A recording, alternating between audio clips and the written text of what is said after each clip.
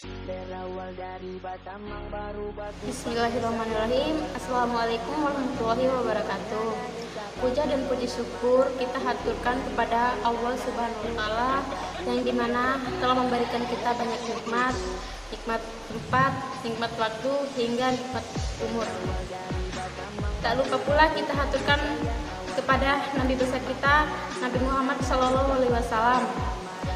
Pada kesempatan hari ini kami akan mempresentasikan hasil kerja kelompok kami yang nantinya akan disampaikan oleh 3 narasumber dari kelompok kami, yaitu narasumber pertama Nur Hasna, narasumber kedua Andrew Safta, dan yang ketiga Ilham Rusdi.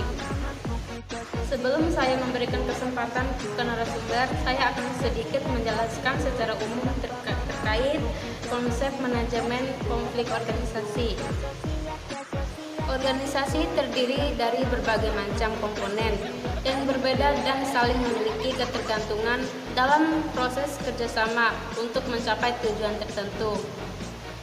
Perbedaan yang terdapat dalam organisasi seringkali menyebabkan terjadinya ketidakcocokan yang akhirnya menimbulkan konflik. Sesungguhnya terdapat banyak kemungkinan timbulnya konflik. Selanjutnya, untuk lebih jelas dan konkret lagi terkait konsep manajemen konflik organisasi akan dijelaskan oleh ketiga narasumber kami berikut ini. Salah satu masalah yang serius dalam setiap organisasi, tanpa peduli apapun bentuk dan tingkah laku organisasi tersebut. Jika konflik tersebut dibiarkan berlarut-larut tanpa menyelesaikan, karena itu keahlian untuk mengelola konflik sangat diperlukan bagi setiap pimpinan manajemen organisasi. Assalamualaikum warahmatullahi wabarakatuh. Di sini saya akan mempresentasikan sedikit tentang pengertian konflik organisasi. Konflik dalam kehidupan sehari-hari merupakan suatu hal yang mendasar dan esensial. Konflik mempunyai kekuatan yang membangun karena adanya variabel yang bergerak bersamaan secara dinamis. Oleh karena itu, konflik adalah proses yang wajar terjadi dalam satu kelompok atau masyarakat. Menurut Kilman dan Thomas, konflik adalah kondisi terjadinya ketidakcocokan antar nilai atau tujuan yang ingin dicapai, baik yang ada dalam diri individu maupun hubungannya dengan orang lain. Kondisi yang telah dikemukakan tersebut dapat mengganggu bahkan menghambat tercapainya emosi atau stres yang memengaruhi efisiensi dalam produktivitas kerja.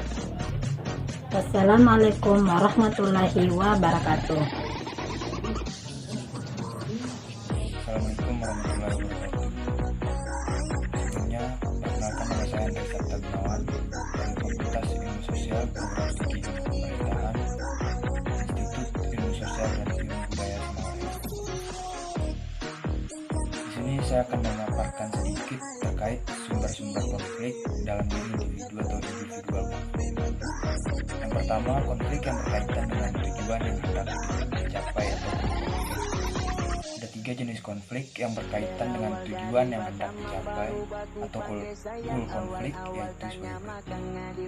Yang pertama, approach konflik, yaitu orang didorong untuk melakukan pendekatan positif terhadap 2 persoalan atau lebih, tetapi tujuan yang dicapai saling terpisah satu sama lain.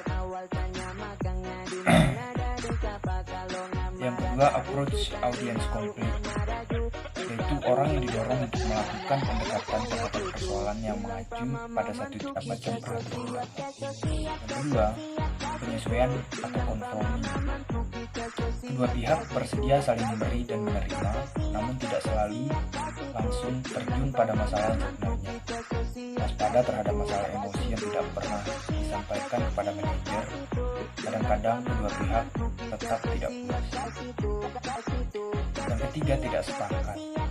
Tingkat konflik ini ditandai dengan pendapat yang diperdebatkan, mengambil sikap, menjaga jarak, Manajer perlu memanfaatkan dan menunjukkan aspek-aspek yang sehat dari ketidaksepakatan tanpa membiarkan adanya perpecahan dalam kelompok.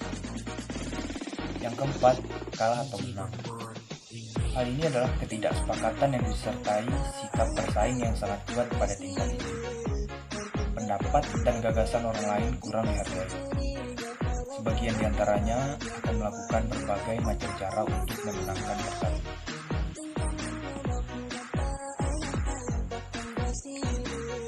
Yang kelima, pertarungan dan penerbangan. Orang-orang yang terlibat di dalamnya saling menembak dari jarak dekat, kemudian mundur untuk menyelamatkan diri. Apabila amarah meledak, emosi pun menguasai akal sehat. Orang-orang saling berselisih. Yang keenam, keras kepala. Hal ini adalah mentalitas dengan caraku atau tidak sama sekali. Satu-satunya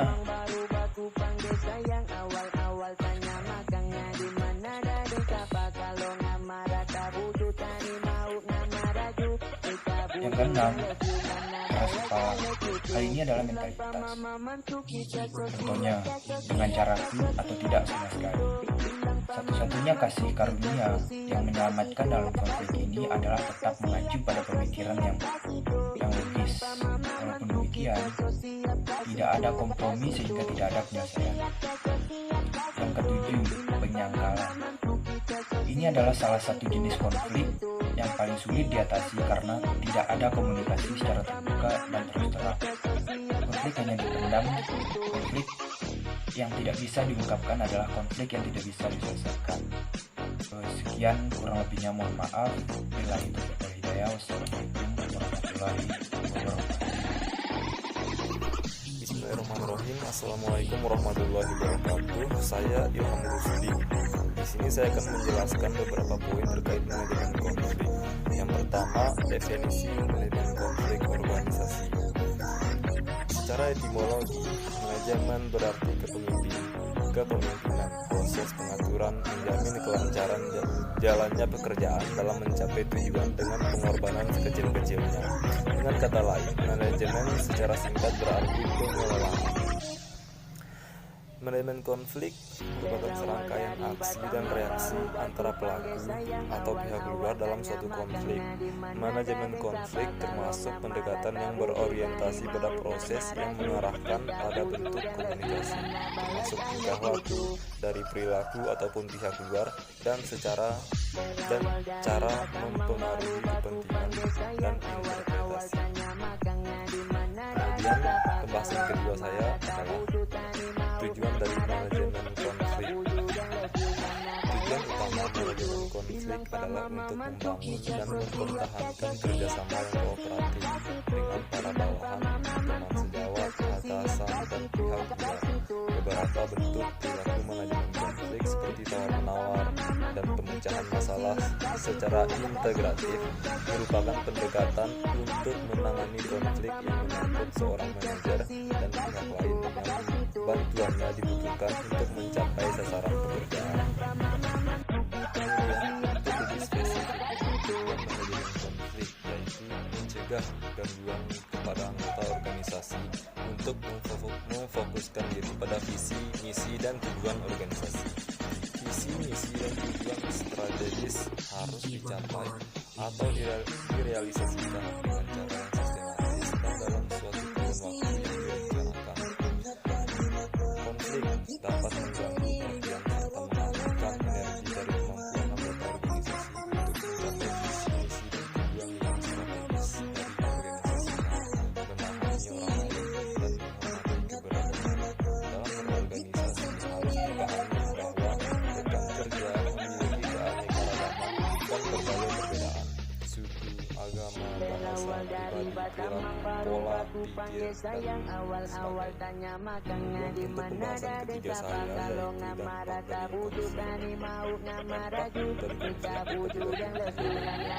konflik positif dan dampak negatif. Saya akan membahas yang pertama yaitu dampak positifnya.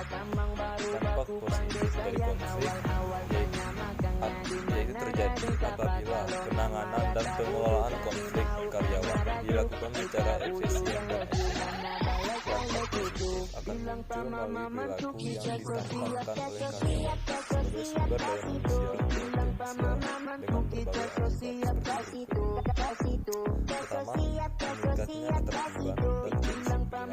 meningkatnya ketertiban dan kedisiplinan dalam menggunakan waktu bekerja, seperti tidak pernah absen tanpa alasan yang jelas, masuk dan pulang kerja tepat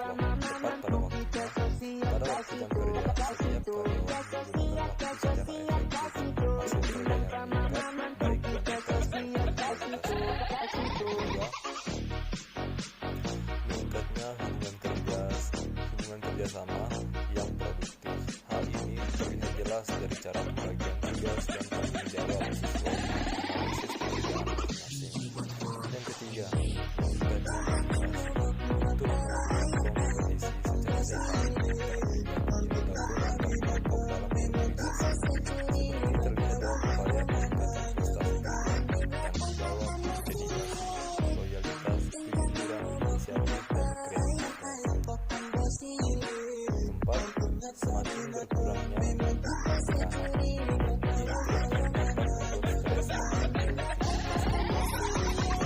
hal ini karena karyawan memperoleh perasaan aman saat bekerja, percaya diri, awal-awal tanya makannya di mana dan siapa kalau ngamara tabuju tani mau ngamara juga kita buju dan lebih karena balas aja YouTube. Karyawan yang dapat mengembangkan karir sesuai dengan potensinya berawal dari Batamang baru baku panggil sayang awal-awal tanya makannya di mana dan siapa kalau ngamara tabuju tani mau ngamara juga kita buju dan lebih karena balas aja YouTube. Bilang pama mantu kita sosial. Kemudian dampak negatif konflik. Dampak negatif konflik sesungguhnya disebabkan oleh kurang efektif dalam pengelolaannya, juga ada kecenderungan untuk membiarkan konflik muncul dan menghindari terjadinya akibatnya keadaan terang sebagai berikut. Pertama, meningkatkan jumlah absensi dan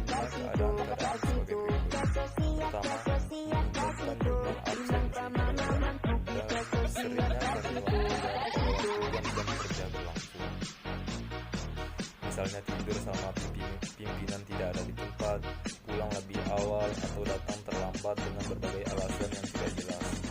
Kedua, banyak karyawan yang mengeluh karena sikap atau perilaku teman kerjanya yang dirasakan kurang adil dalam membagi tugas dan tanggung jawab.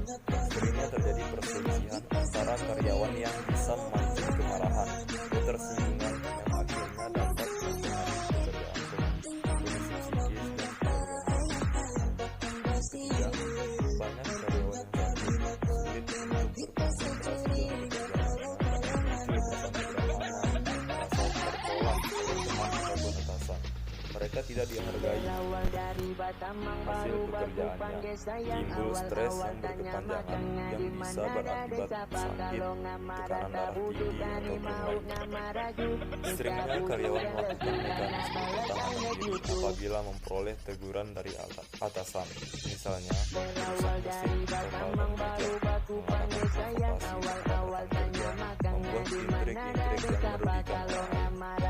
Kelima, meningkatnya kecenderungan karyawan yang keluar masuk kondisi semacam ini bisa mengakibatkan kelancaran dan kestabilan organisasi secara menyeluruh karena produksi terhambat, kehilangan karyawan potensial, waktu tersisa hanya untuk kegiatan seleksi dan memberikan latihan, serta dapat muncul pemborosan dalam pos benefit.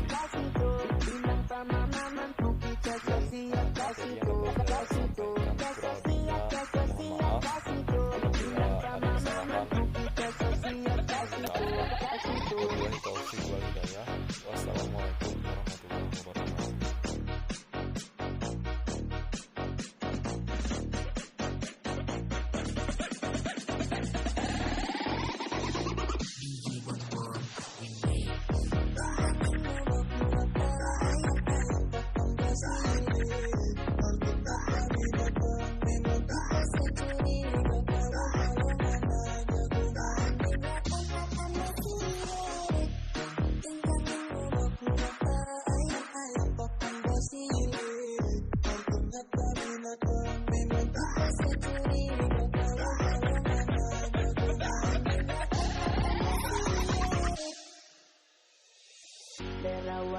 tiba tamang baru batu panggil sayang. Awal-awal tanya makan di mana dadeng siapa. Kalau ngamara tak butuh kani mau ngamara ju. Kita butuh yang lebih karena balas I love you too.